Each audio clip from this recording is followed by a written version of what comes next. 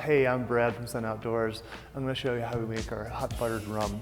So we start with a Irish coffee glass. We're going to do 2 ounces of Bacardi Dark. Actually, this is the rum I'm using right now. You can use a Cruzan Black Strap or any really dark rum that you have for your place.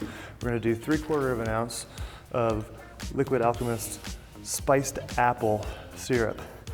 Onto that, we're going to take some hot water and just fill it close to the top.